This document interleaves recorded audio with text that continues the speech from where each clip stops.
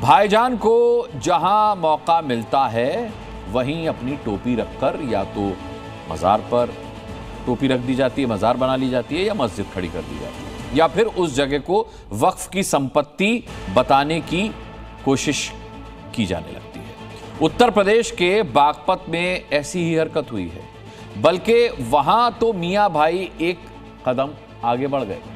महाभारत कालीन उस ऐतिहासिक लाक्षागृह को दरगाह बता रहे हैं जहां अज्ञातवास के दौरान पांडवों ने वक्त बिताया था और दुर्योधन ने उसमें आग लगवा दी थी। मतलब पांडवों के लाक्षागृह पर भाईजान ने अपनी टोपी रख दी है।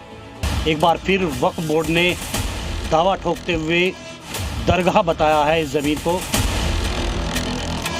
500-700 साल से दरगाह है। कागज इमाम हाफिज खाने में से निकाल लो, चाहे जहाँ से निकाल लो, उसमें दरगाह का विस्तार है वक्फ बरोबर।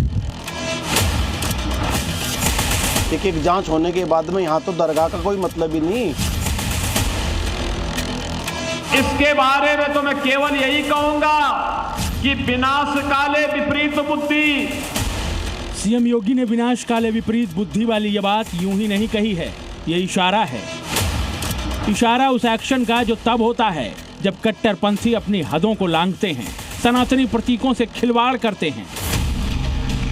सनातनी प्रतीक से साजिश, अब बुलडोजर आएगा।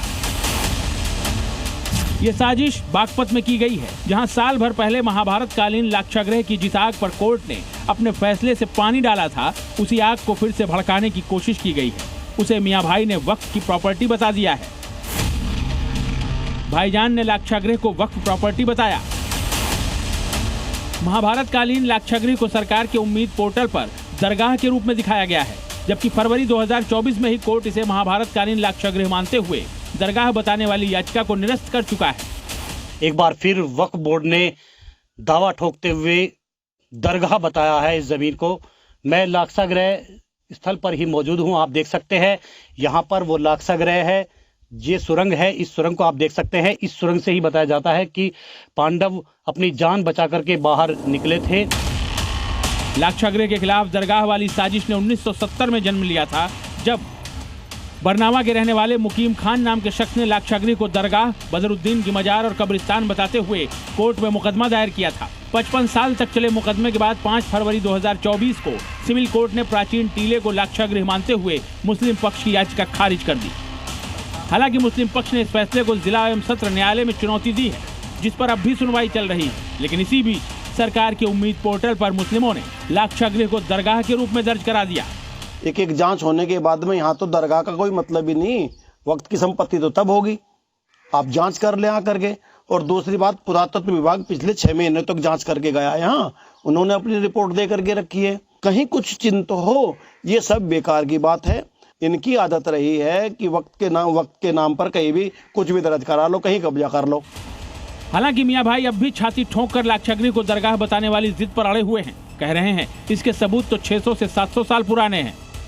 जो तो जी 500-700 साल से दरगाह है। कागज इमाम हाफिज खाने में से निकाल लो, चाहे जहाँ से निकाल लो, उसमें दरगाह का विस्तार दर्ज है वक्फ प्रॉपर्टी है। जो कोर्ट का फैसला है वो आपको मान्य नहीं? जो मान्य होता तो हम अपील क्यों करते? हम क्यों मान्य जब हमारा सारी कागजात में तो सब मौजूद हुई है दरगाही। देखो सारे कागजात में है या नहीं। इसी तरह की अनर्गल जिद कट्टरपंथियों को भारी पड़ती है। सीएम योगी लगातार कहते रहे हैं कि सनातन को चुनौती देना मतलब विनाश को आमंत्रित करना है।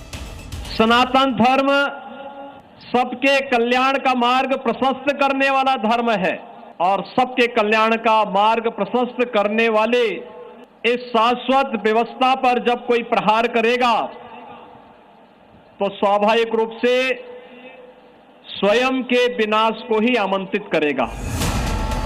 ये योगी की चेतावनी है उस कट्टरपंथी जमात को जो एक ऐतिहासिक स्मारक को जबरदस्ती दरगाह साबित करने की जिद पर अड़ी है। ये चेतावनी है उस सोच को जो हिंदुस्तान में अवैध दरगाहों, मस्जिदों और मदरसों के जरिए गजवाए हिंद वाली साजिश को परवान चढ़ाना चाहती है। लेकिन ऐसी कोशिश करने वालों को योगी की इस चेतावनी को याद रखना चाहिए।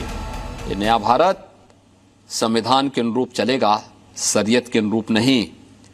और मैं इस बात को भी स्पष्टता के साथ कह सकता हूं, गजवाए हिंद का सपना कयामत के दिन तक भी साकार नहीं होगा।